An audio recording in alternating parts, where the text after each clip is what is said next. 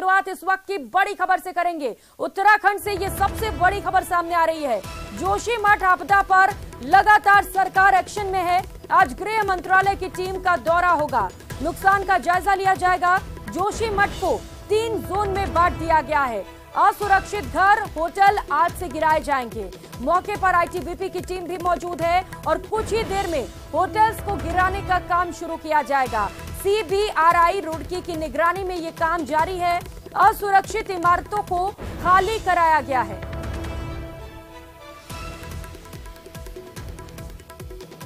मठ में अब जो डेंजर जोन में बिल्डिंग्स हैं उनको ध्वस्तीकरण को लेकर अब प्रक्रिया शुरू हो गई है। SDRF की टीम पहुंच चुकी है होटल मलारी इन और होटल माउंट व्यू में। ये वो 2 होटल हैं जहां पूरा आप देखिए ऊपर से लेकर नीचे तक ये दोनों होटल आपस में मिल चुके हैं और ये एक बड़ी दरारें यहाँ पर नीचे आ चुकी हैं। इसकी पूरी जमीन ये कह सकते हैं हम कि पूरी कैसे आप देखिए पूरे क्रैक्स यहाँ पर आ चुके हैं और ये सीढ़ियां, ये जो सीढ़ियां नीचे जा रही हैं, ये पूरा रास्ता बंद यहाँ पर हो गया है। ऊपर से लेकर नीचे तक आप देखिए कितना गैप था इनके बीच में और ये गैप अब कैसे आपस में मिल चुका है।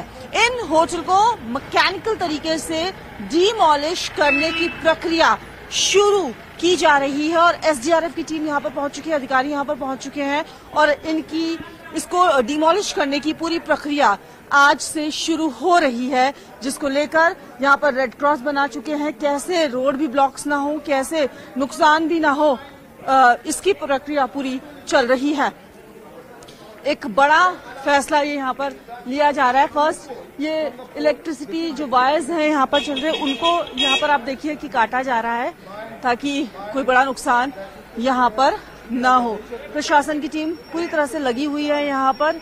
CBRI की टीम यहाँ पर आई, निरीक्षण किया और उसके बाद इस होटल को यहाँ पर डिमोलिश करने की प्रक्रिया शुरू हो गई है।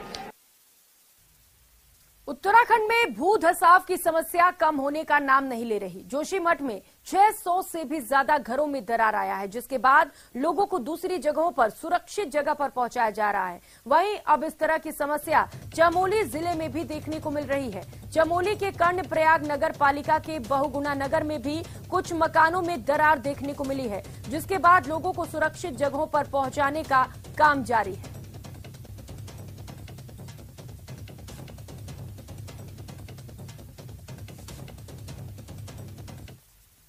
उधर इंडोनेशिया में एक बार फिर से तेज भूकंप के झटके महसूस किए गए। रेक्टर स्केल पर तीव्रता 7.6 मापी गई। भूकंप के तेज झटके से लोग दहशत में आ गए और अपने अपने घरों से बाहर निकल आए। तेज भूकंप के झटकों के बाद सुनामी की भी चेतावनी दी गई है। साथ ही भूकंप के आफ्टर शॉक को लेकर भी लोगों को चेतावनी दी गई है। इससे पहले दक्षिण प्रशांत क्षेत्र में स्थित द्वीप देश वानुतु में जोरदार भूकंप के झटके महसूस किए गए थे। रविवार रात आए भूकंप की तीव्रता रेक्टर स्केल पर 7.0 मापी गई थी।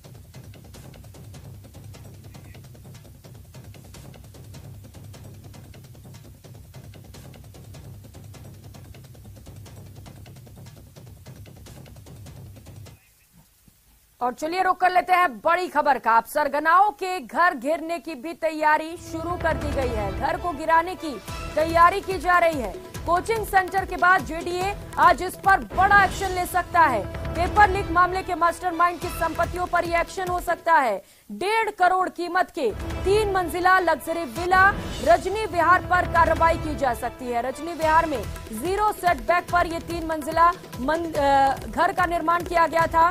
लग्जरी विला मकान पेपर लीक मामले को लेकर आरोपी भूपेंद्र सारण ने भाई के साथ साझे में इसे रखा था।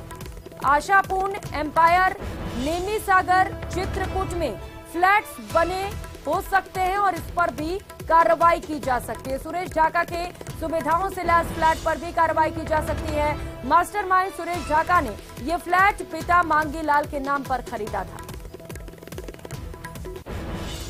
तो पहले किराए की बिल्डिंग के ऊपर जयपुर विकास प्राधिकरण का बुलडोजर चलने के बाद में JDA की इस कार्रवाई को लेकर कई सवाल खड़े हो रहे हैं। अधिगम कोचिंग सेंटर की हम बात कर रहे हैं। पेपर लीक के मास्टरमाइंड जो भूपेंद्र सारण और जो ढाका है, उनका एक कोचिंग संस्थान था। इसी के ऊपर जेडीए की कार्रवाई के बाद में जेडीए के ऊपर कई सवाल खड़े हुए हैं कि जो किराए की बिल्डिंग है उसको जेडीए ने ध्वस्त कर दिया, ये बताते हुए कि ये जो बिल्डिंग है वो अवैध है। लेकिन आप ठीक मेरे पीछे ये जो देख रहे हैं, ये जो मकान बताया जा रहा है, भूपेंद्र जो सारण है, जो इस पेपर लीक का जो मास्टरमाइंड है, उसका ये मकान कह सकते हैं, कोठी, ये जो कह सकते हैं 3 मंजिला कोठी, और ये पूरी तरीके से जेडीए बिल्डिंग बाइलॉज के तहत ये भी अवैध है। ये जो आप ये जो देख रहे हैं सड़क सीमा के अंदर रैंप है। सबसे बड़ी ये जो बात है, जो आगे का जो 10 फीट जो फ्रंट सेटबैक होता है, उस फ्रंट सेटबैक के ऊपर एनक्रोचमेंट है, जो बालकोनी है वो सड़क सीमा के अंदर। बड़ी और मजे की बात यह है कि यहां पर ताले लगे हुए हैं। यहां का जो मीटर है वो मीटर काट दिया गया है, मीटर कटा हुआ है। हालांकि ये पूरी तरीके से अवैध है, लेकिन अभी तक जो जेडीए की निगाहों के अंदर जो सारण है, जिस तरीके की जेडीए दुहाई दे रहा था कल, वो उनका ये जो मकान कह सकते हैं, ये जो विला है, ये अभी तक इसको जेडीए वैध मानकर बैठा हुआ है। हालांकि ये जो निर्माण है अवैध निर्माण है। फ्रंट जो सेटबैक है उसके ऊपर एनक्रोचमेंट है, बैक सेटबैक है, इसकी जो पीछे की तरफ जो 6 से 7 फीट का जो बैक सेटबैक जो छोड़ा जाना चाहिए उसके ऊपर भी एनक्रोचमेंट है। तो कुल मिलाकर जेडीए की ये जो दोहरी कार्रवाई है उसको लेकर कई सवाल खड़े हो रहे हैं।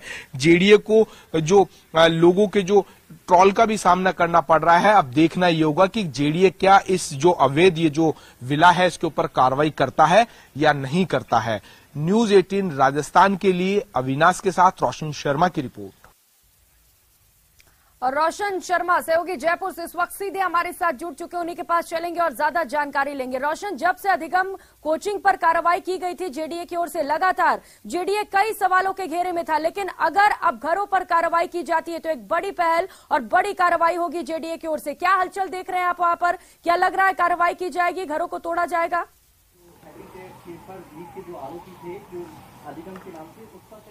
देखिए, जो जेडीए की टीम है वो अभी जो भूपेंद्र सारण है, जो पेपर लीक का मास्टरमाइंड है, उसका रजनी विहार के ऊपर ये जो 4 मंजिला भी जो मकान देख रहे हैं, इसकी यहाँ पर नापजोक की जा रही है। जोन उपायुक्त की जो यहाँ पर टीम पहुंची है, इसके अलावा एनफोर्समेंट विंग के यहाँ पर अधिकारी हैं, जोन उपायुक्त यहाँ पर है, तमाम ये जो अधिकारी हैं पूरे कागजात और यहाँ पर जो नापजोक का यहाँ पर जो काम चल रहा है यहाँ पर पहुंचे हैं। हम उनसे बात करने की कोशिश करेंगे। सर, क्या कुछ अभी तक कार्रवाई की जा रही है? यहाँ पर आप पहुंचे हैं, किस तरीके की आपको अनियमितताएं सामने मिली है? अभी तो हम इंक्रोचमेंट रिपोर्ट ले रहे हैं प्रवर्तन शाखा के जो हमारे जोन की टीम है उनसे। उसके बाद उसी हिसाब से कार्रवाई करेंगे, नोटिस देके कि क्या क्या वोलेशन बताया जाता है टीम के द्वारा। और भी कुछ इनकी जो जानकारी मिली है, जो इनकी संपत्तियां वगैरह, उस बारे में क्या कुछ कहेंगे? उसका मुझे जो इस एरिया में है, मेरे यहाँ पे इस प्लॉट का पता चला, तो इसी की हम नापजोक ले रहे हैं। तो देखिए, जेडीए की जो टीम है अभी नापजोक कर रही है। यहाँ पर जो जोन जो शाखा के जो एटीपी हमारे साथ मौजूद है, हम उनसे भी बात करने की कोशिश करेंगे। फ्रंट में जो 15 फीट जो एरिया है वो बिल्डिंग वायलेशन यहाँ पर माना है, पीछे की तरफ 8 फीट है। क्या कुछ कहेंगे, ये किस तरीके का अवैध निर्माण है? सर, अभी जो नापजोक हो रही है उसके बाद आएगा, और जो अपना साइड प्लान जारी है उसमें 15 फीट फ्रंट और पीछे 8.25 फीट का सेटबैक है। तो देखिए, सबसे बड़ी ये जो बात है, 4 मंजिला यहाँ पर ये जो विला आप ये जो देख रहे हैं, बेस कीमती जो विला है, जिसकी जो कीमत है कि वो भी करोड़ों रुपए में यहाँ पर है। ये जो विला बनाया गया है स्टूडेंटों की उस जो गाड़ी कमाई है, उस कमाई के जरिए पेपर लीक कर कर ये जो विला आप ये जो देख रहे हैं ये बनाया गया है। सबसे बड़ी ये बात है कि 15 फीट फ्रंट सेटबैक के अंदर एनक्रोचमेंट, अभी तक जेडीए कार्रवाई नहीं करता है। इस पूरे मामले को लेकर जयपुर विकास प्राधिकरण को ट्रोल का यहाँ पर सामना करना पड़ रहा है। उसके बाद यहाँ पर जेडीए की टीम यहाँ पर पहुंची और अब देखना ये होगा कि जेडीए किस तरीके से ये जो अवैध विला है इसे ढहाता है। ऐसे में अभी तक जेडीए के ऊपर ये सवाल खड़े हो रहे हैं कि जब तकरीबन इस पूरे प्रकरण को 15 दिन के करीब का वक्त हो गया है, अभी तक जेडीए की निगाह के अंदर ये पूरा अवैध अतिक्रमण नहीं आया। जब अधिगम कोचिंग बड़ा सवाल है कि आखिर इतनी देरी क्यों हो गई जेडीए की ओर से। और इसके साथ ही रोशन, आपके पास क्योंकि जेडीए के जिम्मेदार लोग मौजूद हैं, उनसे जरा ये पूछिएगा कि अभी वो जो नापजोक कर रहे हैं, अगर इसमें अतिक्रमण पाया जाता है तो उसके बाद क्या कार्रवाई की जाएगी? क्योंकि वो कह रहे हैं नोटिस देंगे, नोटिस में कितना वक्त लगता है, इसे लेकर जानकारी लीजिएगा। कब तक गिरा सकते हैं इस घर को?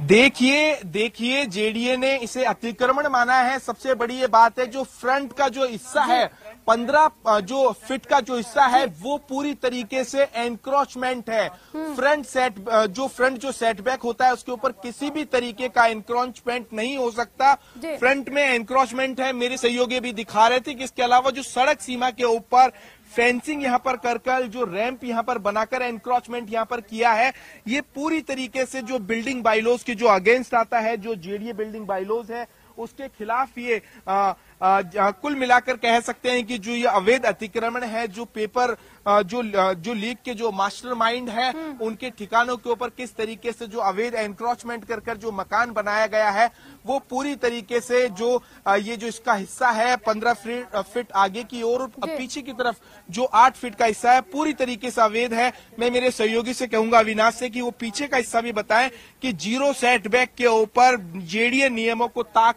के ऊपर रखकर किस तरीके से अवैध निर्माण कर जो 4 मंजिला ये जो कोठी आप ये जो देख रहे हैं वो खड़ी कर दी गई है। अभी तक जेडीए ने इस पूरे मामले के अंदर नोटिस तक नहीं दिया है। आज जेडीए की टीम यहां पर पहुंची है। अब जेडीए के अधिकारियों को कहना है कि अभी नापचोक कर रहे हैं, जिसके बाद में तय होगा कि ये जो अवैध हिस्सा है इसे किस तरीके से ढहाया जाता है।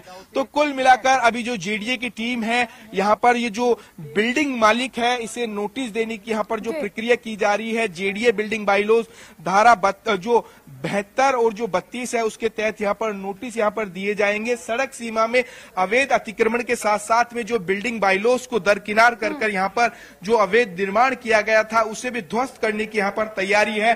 कॉलोनी के यहां पर जो आसपास के जो लोग हैं उनमें खौफ का यहां पर माहौल है। सबसे बड़ी ये बात है यहां पर कि इस जो बिल्डिंग के बाहर जो सारण के जो नाम की प्लेट लगी हुई थी वो हटा दी गई है। मजे की ये बात है कि ये जो पूरी जो बिल्डिंग है ये एयर कंडीशनर से लैस है, लेकिन लाइट का कनेक्शन कट चुका है। सीसीटीवी लगे हुए हैं लेकिन लाइट का कनेक्शन नहीं है।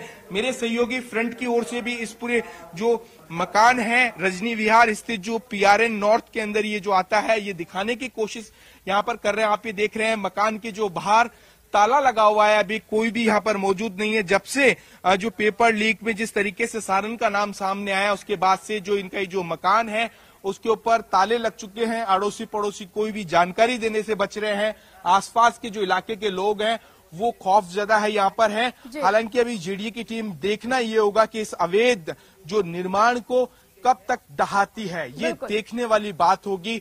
नहीं तो ऐसे में अभी जो जेडीए के ऊपर बड़े सवाल खड़े हो रहे हैं। जिस तरीके से जो किराए की बिल्डिंग अहम होगा क्योंकि वक्त पहले ही बहुत ज्यादा लग चुका है। आगे फॉर्मेलिटीज में कितना वक्त जेडीए की ओर से लिया जाता है ये बड़ी बात होगी। और रोशन, सवाल ये भी है कि क्योंकि ये घर भूपेंद्र सारण का है, किसके नाम पर लीगली डॉक्यूमेंट्स हैं, किसके नाम पर ये नोटिस जारी किया जाएगा और उसमें कितना वक्त लग सकता है? जेडीए क्या कह रहा है इस पूरे मामले पर? देखिए ये मजे वाली बात है। ये जो रजनी विहार के अंदर प्लॉट नंबर 67C जो भूपेंद्र सारण का यहाँ पर बताया जा रहा है, ये 3 प्लॉटों का सब डिवीजन कर एक ये जो एक हिस्सा ये जो आप ये देख रहे हैं वो है। 2 अन्य और प्लॉट हैं। अभी तक जो जेडीए के पास जो जानकारी है वो अन्य किसी व्यक्ति की है। भूपेंद्र सारण ने इस पूरे भूखंड को रजिस्ट्री के जरिए खरीदा था। ऐसे में जयपुर विकास प्राधिकरण पंजीयन और मुद्रांक जो डिपार्टमेंट है उससे भी जानकारी जुटा रहा है। ये जो संपत्ति है इसके टाइटल को लेकर अभी तक जेडीए का ये कहना है कि यहाँ पर जो ये जो भूपेंद्र सारण से जो रिलेटेड ये जो भूखंड है इसकी फाइल यहाँ पर है। अभी ये जो प्लॉट है इसका टाइटल जेडीए के पास किस नाम से दर्ज है? बबली पारिक के नाम से ये है। ये क्या बबली क्या रजिस्ट्री से बिका है कैसे क्या?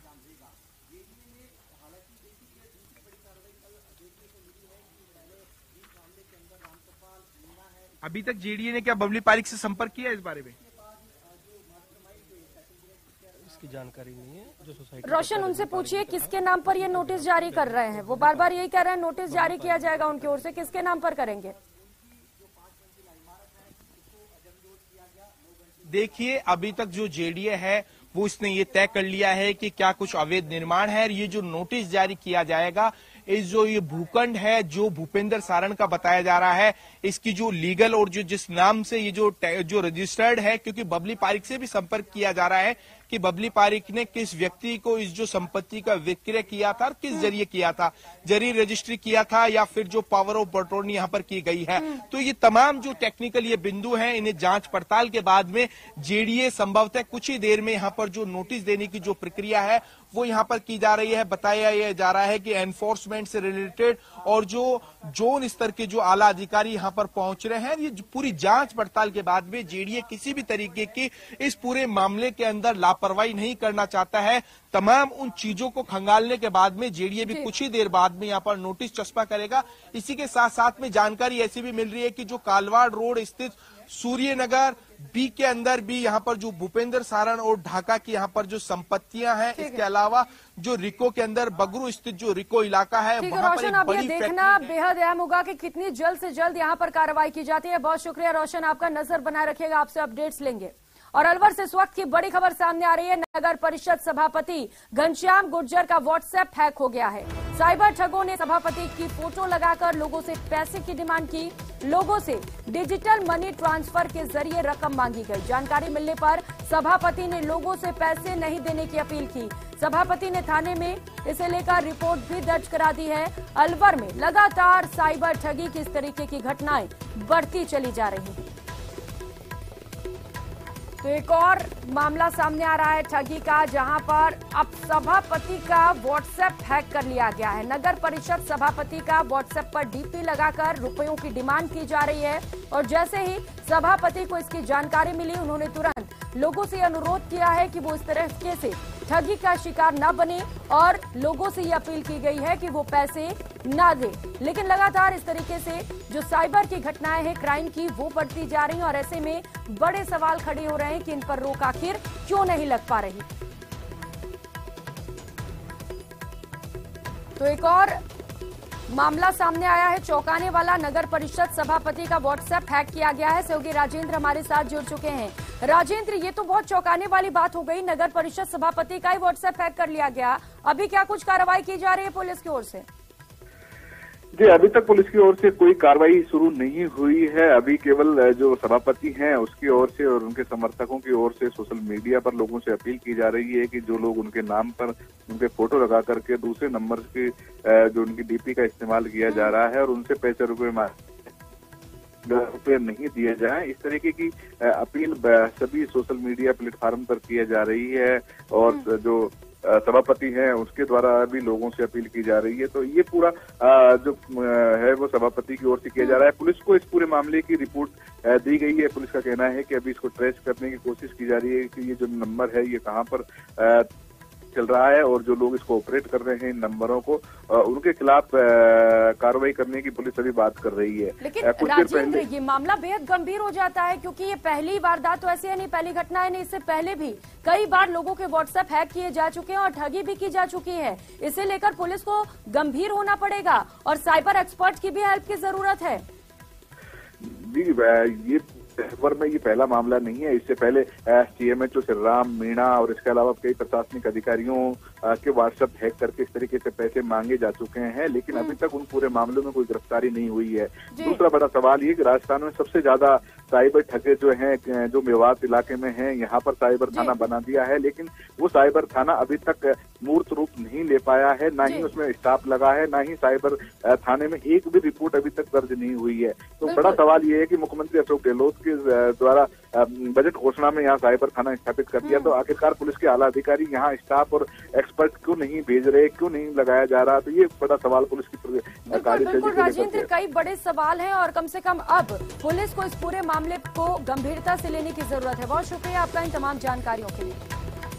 और श्रीगंगानगर से बड़ी खबर सामने आ रही है, जहां पर खेत से करोड़ों रुपयों की हीरोइन बरामद की गई है। केसरी सिंहपुर में किसान को एक खेत से हीरोइन की खेप मिली है। बीएसएफ ने हीरोइन को अपने कब्जे में ले लिया है। करोड़ों रुपए की तकरीबन 5 पैकेट ये हीरोइन बरामद की गई है। पाकिस्तान की ओर से हीरोइन की तस्करी की आशंकाएं जताई जा रही है। बीएसएफ ने जोधपुर एनसीबी को इसकी पूरी जानकारी दे दी है। तस्वीरें भी आपको दिखा रहे हैं। तकरीबन 5 पैकेट हीरोइन की खेप यहां से बरामद की गई है। हालांकि पूरे मामले को लेकर जांच जारी है। श्रीगंगानगर से सहयोगी अशोक शर्मा इस वक्त हमारे साथ ज्यादा जानकारी के साथ जुड़ चुके हैं। अशोक, क्या कुछ अपडेट? देखिए प्रियंका, एक्सक्लूसिवली न्यूज 18 के दर्शक इस 5 किलो हेरोइन के पैकेट न्यूज 18 पर देख रहे हैं और निश्चित तौर पर ये 5 किलो हेरोइन है जिसकी बाजार में कीमत लगभग करोड़ों रुपए की बताई जा रही है। हालांकि सीमा सुरक्षा बल के द्वारा जैसी ही सूचना मिली, न केवल इस 5 पैकेट को जब्त किया गया बल्कि आसपास के क्षेत्र में सघन सर्च ऑपरेशन चलाया गया। कहीं आसपास और कोई अन्य मादक पदार्थों की खेप तो नहीं पड़ी हुई है, लेकिन ऐसा कुछ भी वहां बरामद नहीं हुआ। हालांकि मोटे तौर पर संभावना यही जताई जा रही है कि सीमा पार पाकिस्तान में बैठे हेरोइन तस्करों के द्वारा इस हेरोइन को ड्रॉप किया गया है। फिलहाल नारकोटिक्स कंट्रोल ब्यूरो को भी इस पूरे मामले से अवगत करा दिया गया है। अब जल्द ही नारकोटिक्स कंट्रोल ब्यूरो इस पूरे मामले की छानबीन में जुटेगी। लेकिन निश्चित तौर पर एक बड़े सवाल खड़े होते हैं। सीमा सुरक्षा बल जिस तरह से लगातार पेट्रोलिंग कर रही है और फिर भी उसके बावजूद भी सीमा पार पाकिस्तान से जिस तरह से हेरोइन की खेप यदि यहाँ तक पहुंच रही है तो कहीं न कहीं कोई सवाल खड़ा जरूर होता है। बिल्कुल अशोक, ये बड़ा सवाल है कि बार बार इस तरीके से कैसे खेप यहाँ तक पहुंच रहे हैं। इसे लेकर डिटेल जांच की भी जरूरत है। बहुत शुक्रिया आपका इन तमाम जानकारियों। और खबर बारां से है। जिले में पुलिस द्वारा अवैध मादक पदार्थों की रोकथाम के लिए चलाए जा रहे अभियान के तहत करीब 147 किलोग्राम अफीम बरामद की गई।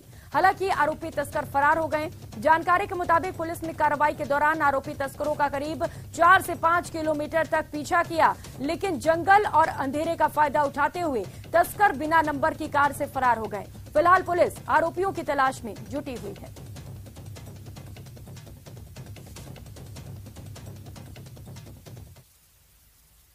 और चलिए रुक कर लेते हैं इस बीच और एक और बड़ी खबर का। कोटा से ये बड़ी खबर है। आरटीओ में डर्टी प्रोफेसर मामले को लेकर इस वक्त का बड़ा अपडेट आपको बता दें। आज तीनों आरोपियों के कोर्ट में पेशी की जाएगी। आरोपी प्रोफेसर, छात्र और ईशा फिलहाल जेल में बंद हैं। कोर्ट के आदेश के बाद ये तीनों के वॉइस सैंपल लिए जाएंगे। प्रोफेसर ने चहेते स्टूडेंट्स को खाली पुस्तिका में भी नंबर दिए थे। नंबर देने के एवज में छात्राओं से अस्मत की डिमांड की गई थी।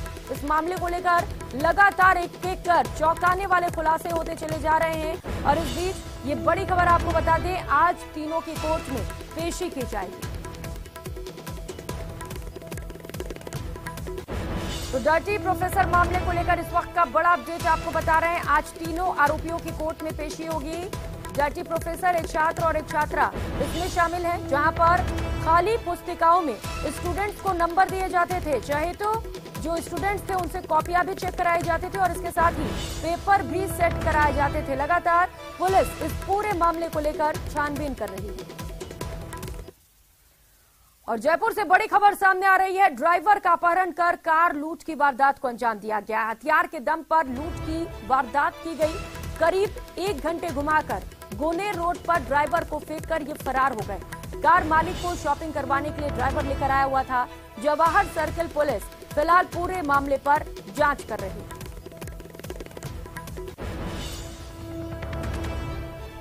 मेरे साथ सेठ जी भी लेने जा रहा, जब दो आए, बेच कर रहा था गाड़ी। 2 आदमी आए थे, पिस्तौल लेके मेरे लगा दी यहाँ पिस्तौल। और मैं घबरा गया। 20-30 किलोमीटर 20-17 किलोमीटर मैंने खुद चलाई थी गाड़ी। घबरा गया था ज्यादा, मारने के डर से। कितने आदमी थे? 2 आदमी थे। तो कहाँ? एक आगे बैठा था, एक आगे बैठा था, एक पीछे बैठा था। और मेरे को बोल रहे थे वहाँ चलना है, जो मैं जानता ही नहीं है। वो बोले या मैं बोलूँ जब इधर इधर चलना चल दो। वाहनों और मकानों में चोरी की वारदात के बारे में आपने काफी सुना होगा, लेकिन टोंक में टायर चोरों के आतंक की खबर सुनकर आप हैरान हो जाएंगे। मामला टोंक के देवली का है, जहां चोरों ने घर के बाहर खड़ी गाड़ी को अपना निशाना बनाया। चोरों ने गाड़ी को तो कोई नुकसान नहीं पहुंचाया, लेकिन गाड़ी के सभी टायर खोल ले गए। चोरों ने गाड़ी को पत्थरों पर खड़ी कर चारों टायर चुरा लिए। इतना ही नहीं, गाड़ी का पिछला शीशा तोड़कर चोरों ने स्टेपनी भी पार कर ली। फिलहाल पीड़ित ने थाने में शिकायत दर्ज करा दी है, जिसके बाद पुलिस चोरों की तलाश में है।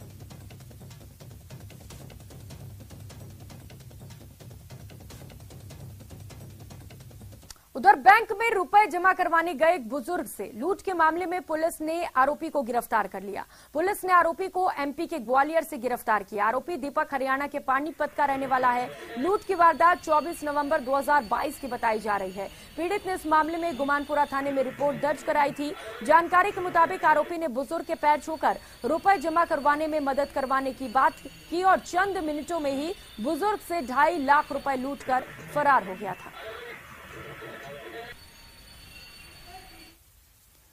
और खबर बीकानेर से है। इंटरनेशनल बॉर्डर के पास 28 दिसंबर को बीएसएफ को 2 किलो हेरोइन मिली है। इसी मामले को लेकर इस वक्त की खबर आपको बता दें, खाजूवाला पुलिस ने एक आरोपी को गिरफ्तार कर लिया है। पुलिस के मुताबिक इस मामले में और भी गिरफ्तारियां हो सकती हैं। पुलिस के मुताबिक 2 किलो हेरोइन के मामले में बीएसएफ ने अज्ञात लोगों के खिलाफ मामला दर्ज किया था। पुलिस ने अनुसंधान के दौरान मुखबिर की सूचना पर श्रीगंगानगर के पक्की गांव निवासी 26 वर्षीय सुखविंदर सिंह को गिरफ्तार किया है।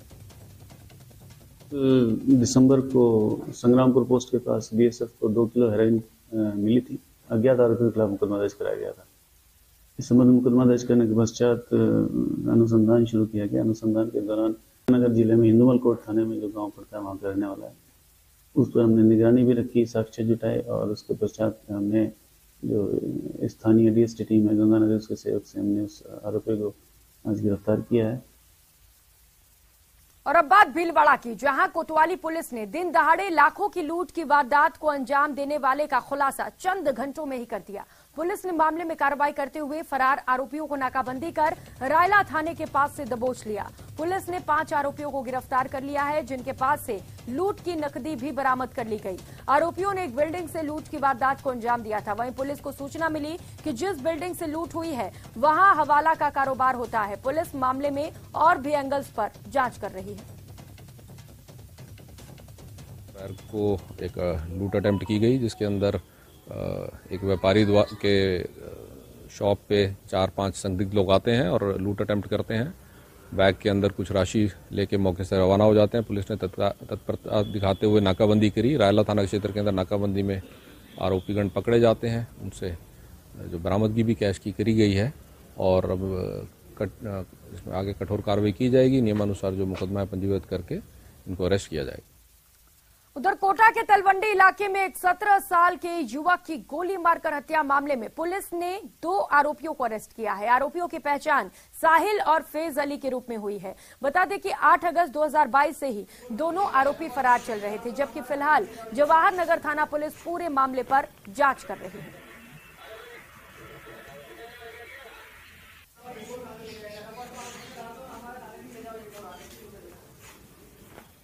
उधर 12 में दिन दहाड़े युवक पर फायरिंग मामले में पुलिस को बड़ी सफलता मिली है। पुलिस की विशेष टीम ने ताबड़तोड़ कार्रवाई करते हुए गोलीबारी करने और योजना बनाने के आरोप में 6 बदमाशों को गिरफ्तार किया।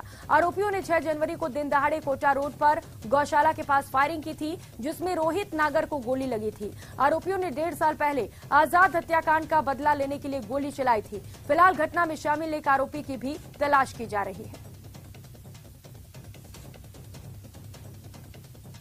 पूरी तहकीकात करके सभी मुलजिमों को आइडेंटिफाई कर लिया गया है और इसमें टोटल 7 मुलजिम अभी तक पाए गए हैं, जिसमें 6 मुलजिम को हमने गिरफ्तार कर लिया गया है।